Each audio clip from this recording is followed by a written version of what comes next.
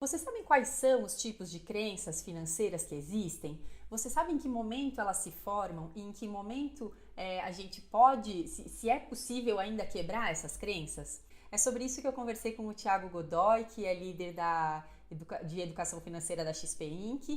E ele é uma continuação. Se você não assistiu a primeira parte do vídeo, clica aí que eu vou colocar para você assistir a primeira parte, mas hoje a gente vai falar nesse vídeo especialmente sobre crenças financeiras limitantes, crenças ruins, os 4 tipos que existem e qual é a melhor maneira de você, pai ou mãe, começar a construir crenças positivas sobre o dinheiro. No final do vídeo, fica até o final, porque a gente entra nessa parte. A gente dá algumas dicas ali de como você pode, de algumas estratégias que você pode fazer para tornar a educação financeira até divertida. Antes de começar, queria te pedir muito para se inscrever aqui no canal, para apertar o sininho, para sempre receber a notificação de quando tiver um vídeo novo, para incluir essas práticas no seu dia a dia e também para curtir esse vídeo, porque aí ele chega a mais pessoas e a gente ajuda mais pessoas. Eu consigo cumprir a minha meta, que é de fazer a próxima geração ser mais inteligente financeiramente do que as anteriores. E antes que vocês estranhem, eu fiz questão de deixar esse cenário hoje do jeito que ele tá, para ser solidária com você que também tá sofrendo aí, fazendo malabarismo para nenhuma bolinha cair, cuidando da casa, cuidando de filho, trabalhando. Então é isso, gente, vai desse jeito mesmo, assim que dá. O importante é a gente compartilhar aqui a informação. Então vamos lá? E a gente tem que trabalhar dessa maneira, né? Uhum.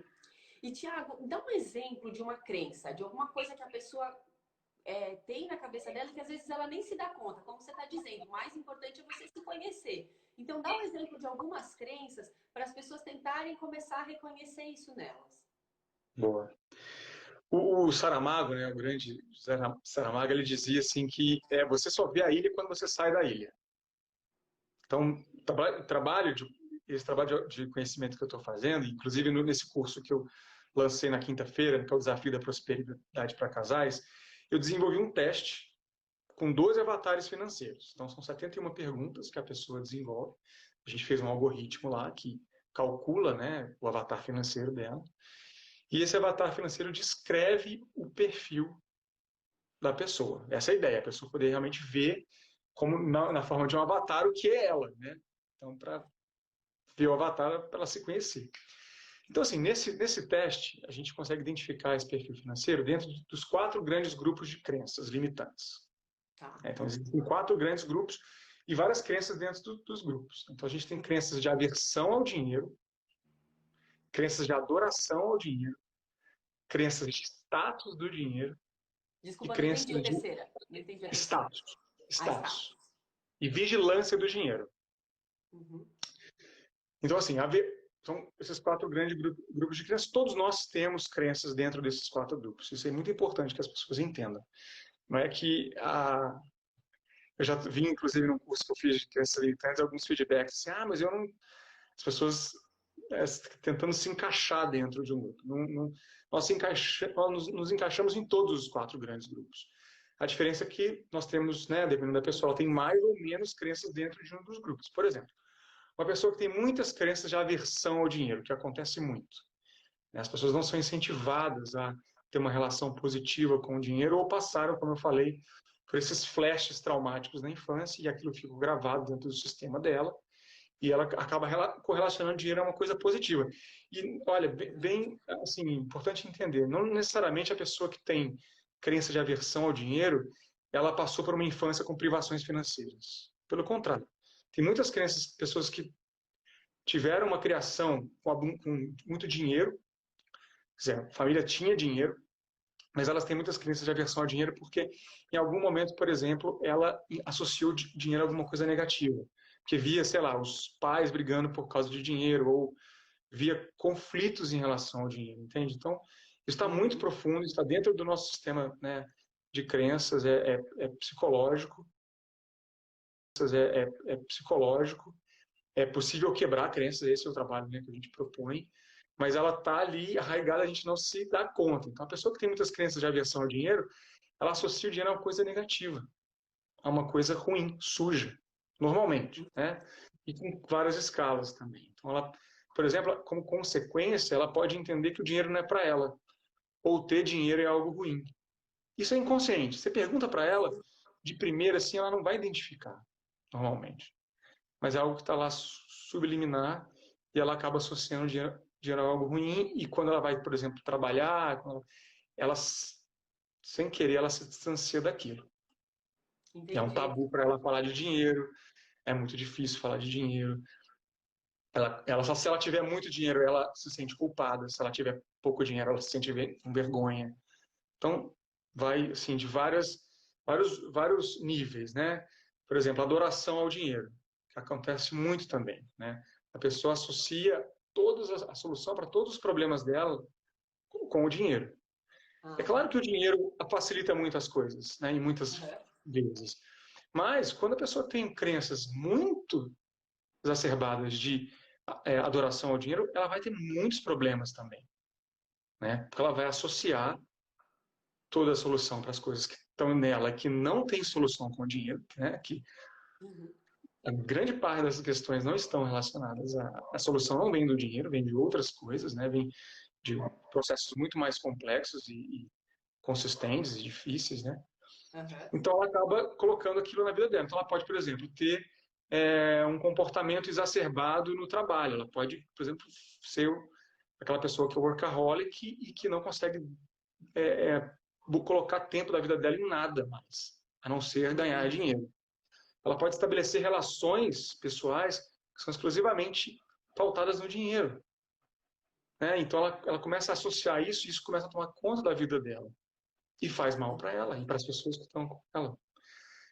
Pessoas que têm crenças de vigilância. A vigilância do dinheiro é muito interessante, porque dos 4 grupos de crenças que eu falei, a vigilância do dinheiro é, teoricamente, o melhor, vamos dizer assim. Se você tem muitas crenças de vigilância do dinheiro, na média, é mais positivo, porque o vigilante do dinheiro é aquela pessoa que controla bem o dinheiro, que se preocupa com o futuro, que tem uma visão de longo prazo, que planeja viver a vida lá na frente. A pessoa que, digamos, se você fizer um teste mais superficial, ela é a mais bem educada financeiramente. Então, nossa, a pessoa está perfeita, ela tem lá tudo controladinho, ela não gasta mais do que ganha, ela investe, ela está ali. Isso é positivo, é claro que isso é positivo, né? Ela, por exemplo, não vai ter um problema de um estresse financeiro com imprevistos. Ela tem um dinheiro guardado, ela tem uma reserva de emergência. Vai conseguir planejar uma aposentadoria no futuro e tudo mais.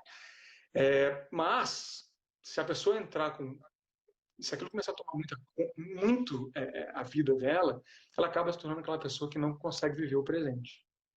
Ela não consegue, por exemplo, comprar alguma coisa para ela, um presente. Não se permite. Não se permite. E aquilo também vira algo que é um estresse para ela. Então, se ela, sabe, ela sempre está querendo mais, guardar mais. É a pessoa que é viciada em juntar dinheiro. Então, assim, tudo, né, Luísa, tudo em desequilíbrio é ruim. Então, e por isso, para fechar esse raciocínio, é importante conhecer como é que está a sua equalização no sistema de crenças financeiras para ver onde você pode trabalhar, onde você pode, né, desenvolver o que falta e baixar um pouco o que está exacerbado para ficar equilibrado. A Larissa perguntou aqui, eu acho que você pode ajudar dando um exemplo. Você já superou alguma crença limitante na sua vida? Ela perguntou para mim também, depois eu conto. Quer que eu fale primeiro? Olha, é um processo, né? Isso é importante. É importante que as pessoas entendam que é um processo. Não é que, nossa, agora eu superei, agora eu mudei completamente, né? É igual meditação. Já tentou fazer meditação? Já. Não, assim, eu tento, tá? E eu continuo tentando, né? E você sente que antes para hoje você está muito melhor. Mas não é que um dia você fala, nossa, agora eu sou a pessoa que medita. Né? Me tornei um meditador, virei a chave no meditador. É a mesma coisa com essas crenças. Então, elas estão lá na gente, a gente vai voltar. Então, é isso, a gente tá ali, né? Igual a dieta. Você planeja, um dia você come uma pizza e tudo bem. Volta lá para a sua alimentação saudável. Então, comigo é assim. Eu tenho superado muitas crenças desde quando eu comecei a trabalhar. Quando eu comecei a trabalhar com educação financeira em 2014, eu tinha muitas crenças negativas em relação ao dinheiro. assim, não tinha, não me preocupava com coisas que hoje para mim são óbvias, né? A própria reserva de emergência, assim, era uma outra forma de encarar,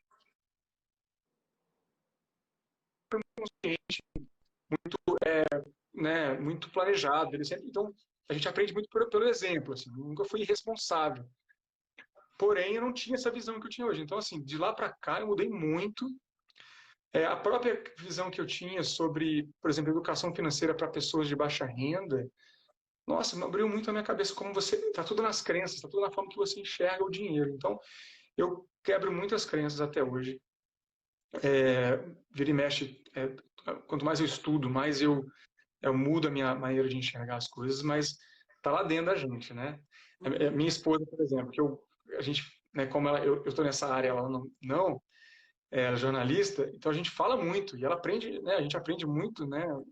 Entre si, mas ela já percebe o quanto que ela mudou, sabe? O quanto que ela já fala umas coisas que ela não falava antes. Então, nossa, orgulhoso.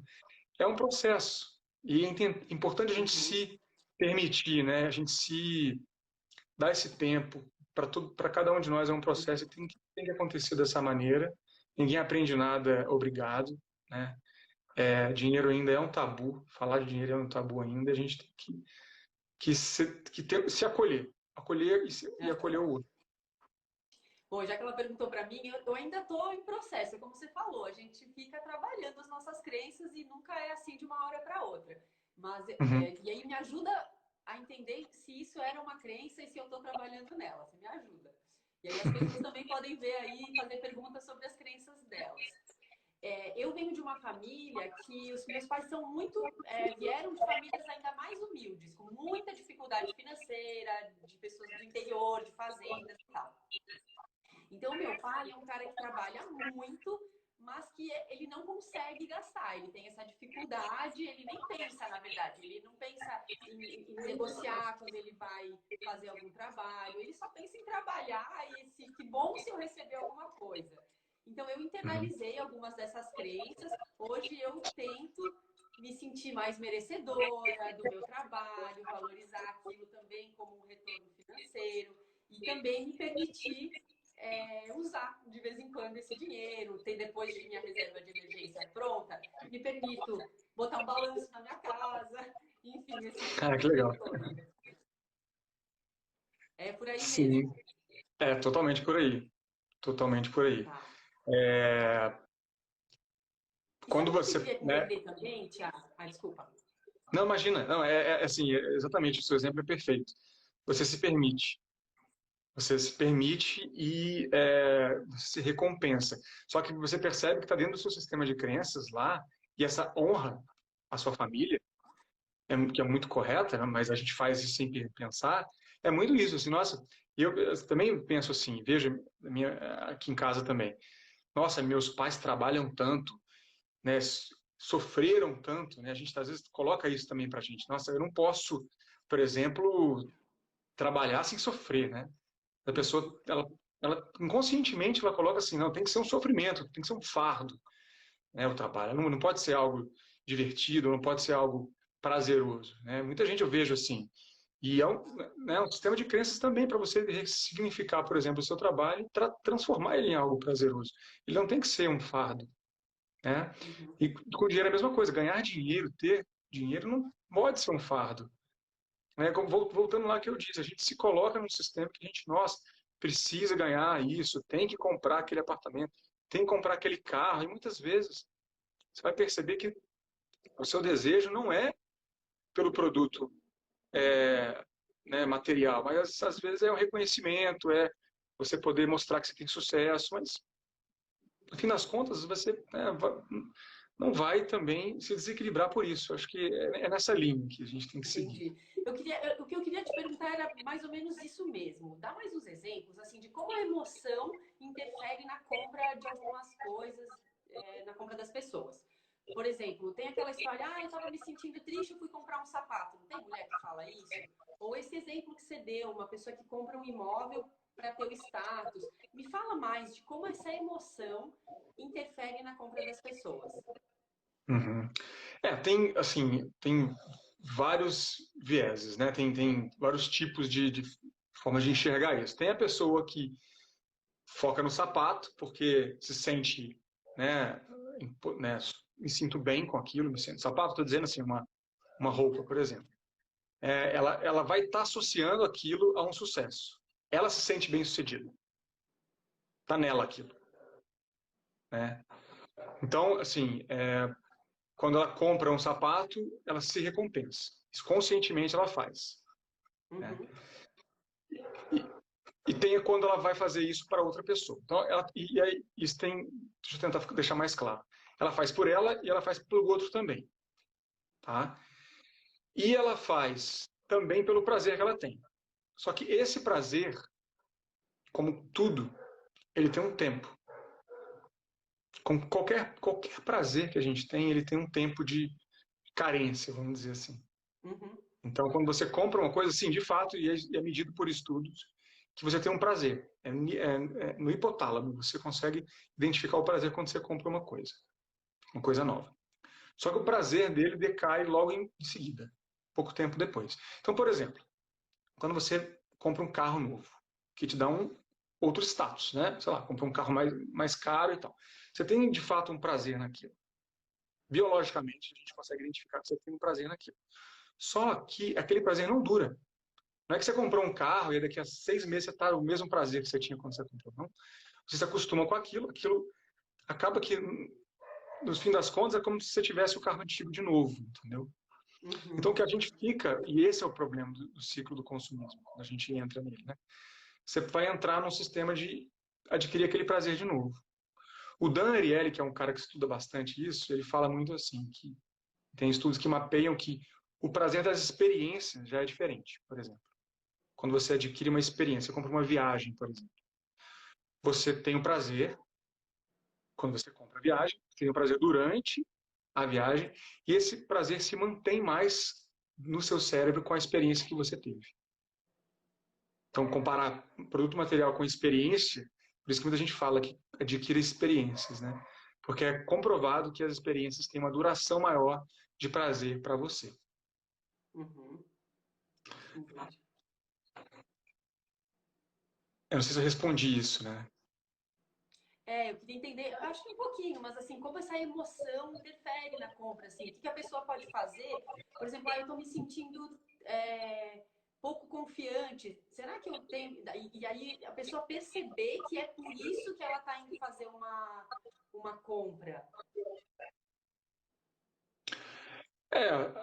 Assim, tem todo tipo de coisa, né? Assim, a pessoa, o problema, ela fazer a compra não tem problema. O problema é pedir dinheiro emprestado, contrair dívida, não avisar para a pessoa que ela está casada, né? Que tem muita infidelidade financeira, por exemplo, quando a pessoa ela toma qualquer decisão financeira importante, né, sem que ela possa passar isso para a pessoa que está com ela. Né? Então, assim, o problema é quando tem consequências. E quando aquilo está desequilibrado, quando a pessoa está gastando uma maior parte do salário dela com sapato, ou ela vive para comprar o carro, ela poupa metade da renda dela para comprar um carro. Eu não estou julgando ninguém, assim, você não pode fazer isso. Você pode. O problema é que tem consequências, né? Na sua saúde mental, na sua saúde física. Né? Quando você entra em dívidas, né? 70% dos endividados, né, dos inadimplentes, sofrem de ansiedade.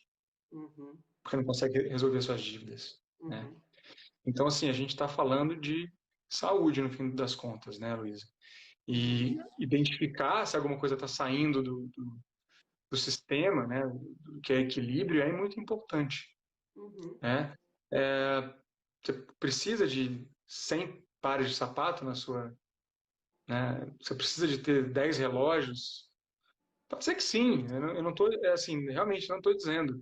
Depende da renda da pessoa, depende de quanto ela... Uhum. É tudo esse equilíbrio, vai variar imensamente, né?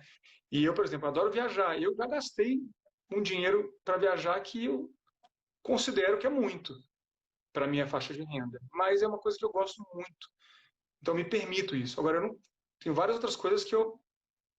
Então, assim, me controlo porque eu fico pensando o tempo inteiro, né, se realmente eu posso, se vale a pena e tudo mais. Né? Uhum. Então, acho que vai de cada pessoa.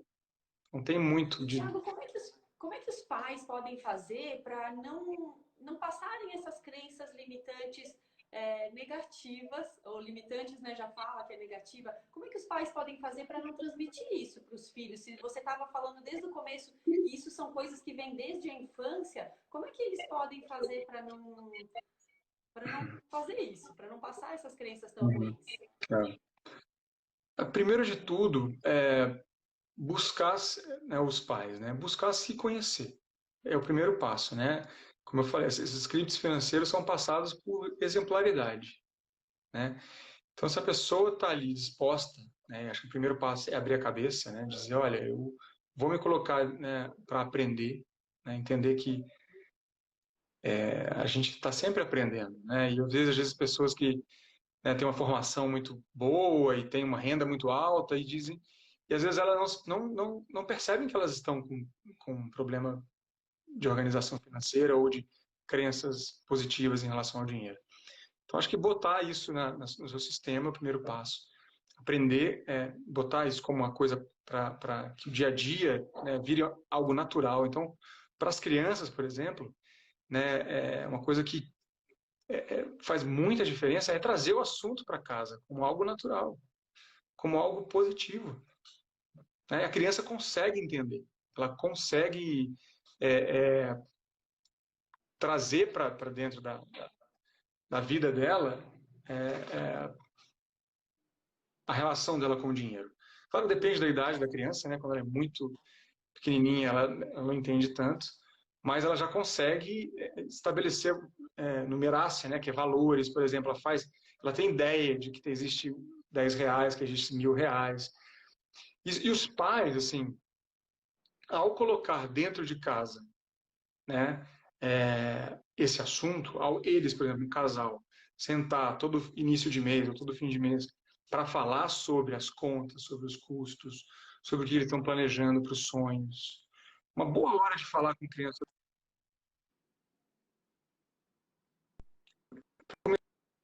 colocar dentro Ai, da falhou, vida desculpa. dela. Foi Falhou, um bom perdão. Você momento estava falando que uma boa hora é sentar os pais uma vez por mês. para falar sobre a situação financeira, né? O planejamento, os custos, onde pode reduzir, onde pode, né, investir e tudo mais. Tem todo um ritual para fazer isso. Para incluir as crianças, um bom momento por exemplo, antes das férias, planejar as férias.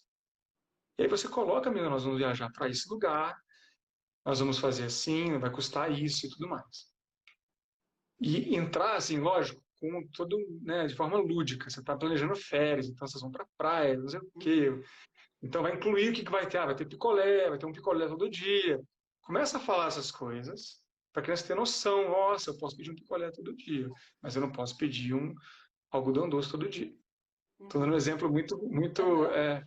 simples assim, mas esse é um bom momento. E um bom momento também, depois das férias, por exemplo, é entender que o material escolar, por exemplo, custa. Então, levar a criança para comprar o material escolar dela. Fazer a lista de material escolar e andar com ela e ver que caneta que ela quer. Poxa, essa caneta você pode, mas aquela borracha é muito cara. Então, ou é a caneta ou é a borracha. Começa a incluir ela nas decisões financeiras das coisas dela. Né? O próprio presente que ela quer, ela pode escolher. Você colocar isso, as escolhas, né? É importante que a criança entenda que ela tem escolhas Aham. dentro de um limite que você, pai, né? Que os pais estabelecem.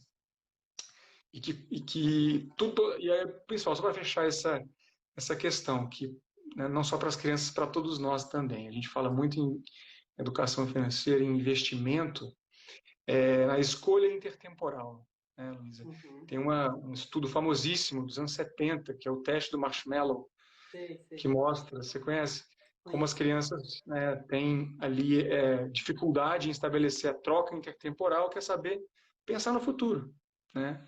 Então, se você colocar para ela que ela vai deixar de ganhar isso agora ou deixar de fazer isso agora para lá nas férias a gente viajar para aquele lugar ou ganhar aquele presente que ela queria, ela vai ter uma motivação maior para segurar o presente, né? Uhum. Então, alguém até colocou aqui, comemorar as conquistas com prêmios, né? Então, sim, se a gente conseguiu chegar no objetivo final lá na frente, que era segurar o dinheiro para a gente poder viajar, que é realizar o nosso sonho, vamos comemorar no meio do caminho, né? Chegamos aqui, ó, nosso objetivo é juntar R$ 5.000 até o final do ano para viajar. Chegou em 1.000, vamos comemorar. Olha, chegamos em R$ 1.000. A criança adora isso, porque, né, o horizonte de tempo dela é muito menor. Então a gente seguir quase com um processo gamificado aí para incentivar a criança. Uhum. E tem uma pergunta aqui que é muito boa. Se às vezes os pais não se sentem confiantes e educados financeiramente, como eles podem fazer para educar as crianças? É muito difícil a gente passar, né, alguma coisa que a gente não conhece. Por isso eu falei no início, a honestidade é muito importante. Né? Claro que a gente, como pai, a gente, né, vai dar o exemplo, e acho que o exemplo da honestidade é muito importante, assim, de mostrar que vocês também estão aprendendo, né? E que a gente está fazendo um sacrifício para lidar melhor com o dinheiro da família, né? Que, né, para o papai e para a mamãe é ainda algo, é difícil ganhar dinheiro, é difícil juntar dinheiro.